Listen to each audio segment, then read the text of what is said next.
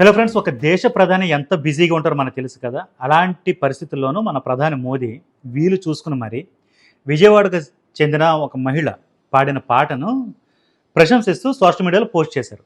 విజయవాడ సత్యనారాయణపురంలో ఉండే శ్రీమతి లలిత సీతారాం దంపతులు మొదటి నుంచి కూడా కాస్త ఆధ్యాత్మికంగా ఉండే వ్యక్తులు, సాంప్రదాయంగా ఉండే వ్యక్తులు. ముఖ్యంగా లలిత గారు పాడిన పాట, దుర్గాదేవిని కీర్తిస్తూ పాడిన పాట ప్రధాని మోదీ వరకు కూడా చేరుకుంది. ఆయనే స్వయంగా మెచ్చుకుంటూ ఇప్పుడు సోషల్ మీడియాలో పోస్ట్ చేయడంతో అది వైరల్గా మారింది. అందరూ ఆమెను ప్రశంసిస్తున్నారు. అసలు ఆవిడకి ఆ థాట్ ఎలా వచ్చింది, వాళ్ళు పాడిన పాట ప్రధాని మోదీ దాకా ఎలా వెళ్ళింది తెలుసుకునే ప్రయత్నం చేద్దాం. వచ్చేయండి. లలిత గారు నమస్తే అండి. నమస్తే అండి. ఫస్ట్ ఆఫ్ ఆల్ కంగ్రాచులేషన్స్ అండి మీకు. Thank you. ఎలా ఉంది మేడం ప్రధాని మోదీ మెచ్చుకోవడం అనేది? ఇది అంటే ఎక్స్పెక్ట్ చేశారా? నేనైతే అసలు ఎక్స్పెక్ట్ చేయలేదండి. అంటే మార్నింగ్ మా వారు వచ్చి చెప్పారు, బట్ నేను నమ్మలేదు, ఊరికి ప్రాంక్ చేస్తున్నారేమో అనుకున్నా. బట్ లేటర్ ఐ రియలైజ్డ్, అంటే చాలామంది మెసేజెస్ కానీ కాల్స్ కానీ చేసి అభినందించారు. అండ్ నేను కూడా చాలా, అంటే అసలు ఎక్స్పెక్ట్ చేయలేదు ఇలా జరుగుతుందని. But very very happy. అసలు ఎలా స్టార్ట్ అయింది మేడం మీ మ్యూజిక్ జర్నీ? అంటే నేను చిన్నప్పుడు సరిగమప లిటిల్ ఛాంప్స్ అనే ప్రోగ్రాంలో నాకు 6 ఏళ్ల వయసులో నేను పార్టిసిపేట్ చేశానండి. సో మా అమ్మ నాన్న ప్రోత్సాహం వల్ల నేను చాలా షోస్లో కూడా వాళ్ళు తీసుకువెళ్ళి అన్నీ కూడా పార్టిసిపేట్ చేయించారు. ఆఫ్టర్ మ్యారేజ్ మా హస్బెండ్, మా ఇన్లాస్ కూడా రీసెంట్గా కూడా నేను పాడుతుంది ప్రోగ్రాంలో పాడాను. సో వాళ్ళ సపోర్ట్ వల్ల నేను చాలా చాలా షోస్లో పాడడం, తర్వాత దానివల్ల ఎంతోమంది పెద్ద పెద్ద వాళ్ళు అభినందనలు పొందడం, వాళ్ళతో కలిసి జర్నీ చేయడం, ఇలాగా కొనసాగుతూ వచ్చిందండి. ప్రధాని మోదీ వరకు ఎలా వెళ్ళింది పాట? అంటే నేనైతే అసలు ఎక్స్పెక్ట్ చేయలేదు.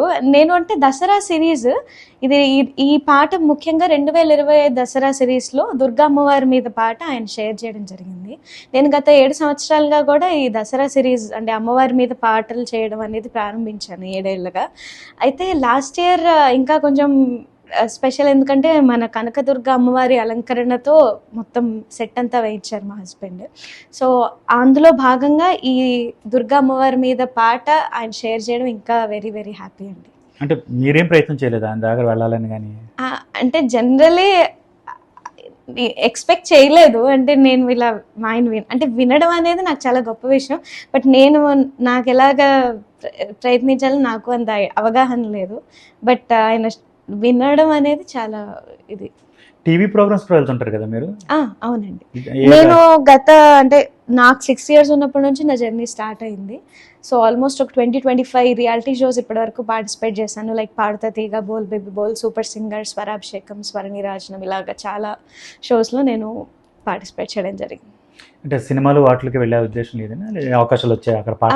అంటే నేను రీసెంట్గా ఒక 2-3 మూవీస్ పాడాను, బట్ ఎక్కువ ఆఫర్స్ అయితే నాకేం రాలేదు. ట్రై చేయలేదు? అంటే ట్రై అంటే ఏమి ఉండదండి. అంటే లైక్ నేను ఇక్కడ విజయవాడలో ఉంటాను. సో బేసిక్గా హైదరాబాద్లో మనం అన్నీ కూడా వెళ్ళి అక్కడ పాడి అది ఎలా ట్రై చేయాలి నాకు ఐడియా లేదు. బట్ ఆఫర్స్ వస్తే కానీ ఖచ్చితంగా పాడతాను. మీరు ప్రాపర్ ఎక్కడ మేడం? నేను విజయవాడ అండి. మీ హస్బెండ్ కూడా విజయవాడ? ఏం చేస్తుంటారు మేడం? మా హస్బెండ్ సో ఆయన యాక్చువల్లీ బిజినెస్ చేస్తారు, గవర్నమెంట్ కాంట్రాక్ట్స్ చేస్తారు అనమాట. లైక్ మ్యాన్ పవర్ ఏజెన్సీస్ ఉన్నాయి అండ్ డిజిటల్ మార్కెటింగ్ కూడా రన్ చేస్తున్నారు. So yeah. మీరు? నేను like by profession I'm singer అండి, and also I'm doing my MA masters in music. ఏం చేస్తుంటారు అంటే సింగర్ అంటే మన బయట ఇక్కడ ఏమైనా ప్రోగ్రామ్స్ కానీ వెళ్తుంటారా, లేకపోతే ఓన్లీ మీ యూట్యూబ్లో మీరు పాడుకుంటూ ఉంటారు? అన్నీ చేస్తానండి. లైక్ నేను ఒక 3000 పైగా రియాలిటీ షోస్ చేశాను అక్రాస్ ఇండియా, అమెరికా, అండ్ అమెరికాలో Chicago, Washington DC, Philadelphia, New York, New Jersey, Malaysia, Doha, ఇలాగ చాలా కంట్రీస్లో కూడా పర్ఫామ్ చేయడం జరిగింది. ఎక్కడ నేర్చుకున్నారు సంగీతం? మొదటిగా మా అమ్మ నాన్న దగ్గర, తర్వాత మా అమ్మమ్మ దగ్గర నేర్చుకున్నాను. అండ్ తర్వాత విజయలక్ష్మి గారని ఆవిడ కూడా మా అమ్మమ్మ సిస్టర్ అనమాట, ఆవిడ దగ్గర నేర్చుకుంటున్నాను. అండ్ ఇప్పుడు ప్రస్తుతానికి మోదుముడు సుధాకర్ గారి దగ్గర గత 10 yearsగా నేను నేర్చుకుంటున్నానండి. దీనికి ఒక ఎండ్ అంటూ ఉండదండి, నేర్చుకోవడం అనేది అలా కంటిన్యూ అవుతూనే ఉంటుంది? Basically everybody is a student అండి ఇన్ మ్యూజిక్. అంటే ఎంత గొప్పవారైనా కూడా నేర్చుకుంటూనే ఉంటారు, because there is no end for the music అనమాట. ఎందుకంటే మ్యూజిక్లోనే చాలా స్టైల్స్ ఉంటాయి, హిందుస్థానీ అని, Carnatic, light music, devotional, jazz అని చెప్పి. So there are lot of styles, అంటే never ending process. But I enjoy being as a student. ఒక ప్రోగ్రాంలో మీరు శ్రేయ ఘోషల్ వీళ్ళ ముందు కూడా పాడారు కదా. యా, అంటే శ్రేయ ఘోషల్ గారు నా బ్రెత్లెస్ సాంగ్ ఆవిడ షేర్ చేసి, ఈ దేవత ఎవరు, ఇన్నాళ్ళు ఎక్కడుంది, ఐఎమ్ వెరీ స్పీచ్లెస్ అని షీ మెన్షన్ అనమాట. So there are lot of memorable moments. అంటే ఈ బ్రెత్లెస్ సాంగ్కి పర్టికులర్గా శివమణి గారు, డ్రమ్ శివమణి గారు, తర్వాత మను గారు, కోటి గారు, తర్వాత శ్రీనివాస్ గారు అండ్ శ్రేయ ఘోషల్ గారు, ఇలా చాలామంది అభినందనలు తెలుపుతూ, ఆర్పి పట్నాయక్ గారు కానీ అందరూ కూడా అభినందనలు తెలిపారు ఈ పాటకి. ఒక్క 2 లైన్లు పాడగలరా బ్రెత్లెస్ అని? యా, అది లాస్ట్లో బ్రెత్లెస్గా వస్తుంది, but I will sing the pallavi. ഭാവയാമി പാടുമിടെ ശിവനാടി കടൽ നാദഗോപുരം തീർത്ഥ വേദ പൗർണമിയിൽ പ്രാണപഞ്ചമങ്ങൾ പ്രണവസാന്ദ്രമാർക്കും ആദിബോധ സാധകം ആത്മരാഗ സമർപ്പണം സംഗീതോ സാവല്യം సరిగపద సగమపనిజ నిరిగమద నిరిభావయామి పాడుమిడే జీవనాడి కడల్ నాదగోపురం తీర్థ వేద పౌర్ణమియల్. ఇది మలయాళం సాంగ్ అనమాట. చాలా ఇంకా లెంత్ ఉంటుంది, మ్యూజిక్తో అలా పాడితే ఇంకా బాగుంటుంది, but I just sang the pallavi. ఈ బ్రెత్లెస్ పాటలు ఇలాంటి వాటికి రికార్డ్స్ ఉంటాయి కదా మేడం, వాటికి అప్లై చేసే ప్రయత్నం చేస్తారా? ఆల్రెడీ వచ్చాయా? నేను యాక్చువల్లీ ఏం అప్లై చేయలేదండి, బట్ అంటే అప్పట్లో నేను నా 10th క్లాస్లో పాడిన పాట అనమాట. నాకు అప్పుడు అంత అవగాహన లేదు, అంటే బికాజ్ నేను ఏం చేసినా కూడా లైక్ ఇది వాళ్ళు చూడాలనో లేకపోతే ఏదైనా అప్రిషియేషన్ రావాలనో అలా నేను ఎప్పుడు చేయలేదు. It's just as a offering లాగా, లేకపోతే అంటే ప్రజలు విని ఆనందించాలి మన పాట అన్న ఇదిలోనే చేశాను. రిజల్ట్ ఆటోమేటిక్గా అలా వస్తూ ఉన్నాయి తప్ప నేను రిజల్ట్ కోసం ఏం చేయలేదండి. ఇప్పుడు ప్రధాని మోదీ మెచ్చుకున్న పాట ఒక్క 2 లైన్లు పాడగలరా?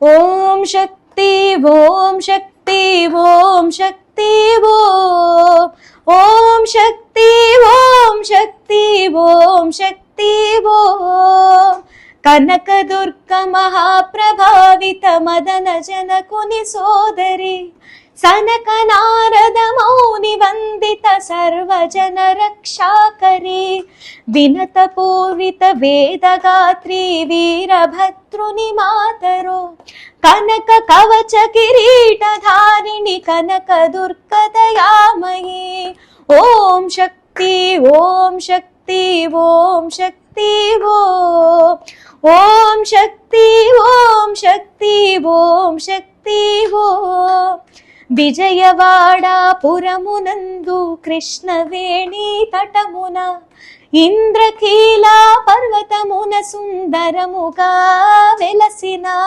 మల్లికార్జున భామిని మూల విగ్రహ రూపిణి కనక కవచ కిరీటధారిణి కనక దుర్గదయామయీ ఓం శక్తి ఓం శక్తి ఓం శక్తి ఓం శక్తి ఓం శక్తి ఓం శక్తి ఓం శక్తి ఓం శక్తి ఓం శక్తి ఓం శక్తి ఓం శక్తి ఓం శక్తి ఓం శక్తి ఓం శక్తి ఓం.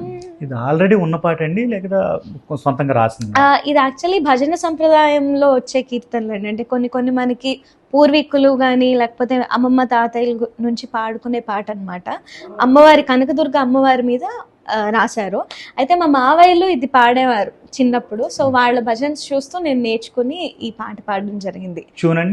ట్యూన్ కూడా అంటే భజన సంప్రదాయం అంటే ఇప్పుడు పలుకే బంగారమైన ఇవన్నీ కూడా మనకి వస్తూ ఉంటాయి కదా ట్యూన్స్, ట్రెడిషనల్ సేమ్ ట్యూనే, కాకపోతే ఇన్స్ట్రుమెంట్స్ అన్ని కూడా మేము కొత్తగా యాడ్ చేసాం. లైక్ డ్రమ్స్ కానీ కీబోర్డ్స్ ఇవన్నీ కూడా కొంచెం ఆధునిక పద్ధతిలో చేసి ప్రెజెంట్ చేయడం జరిగింది. మీ లక్ష్యం ఏంటి మేడం?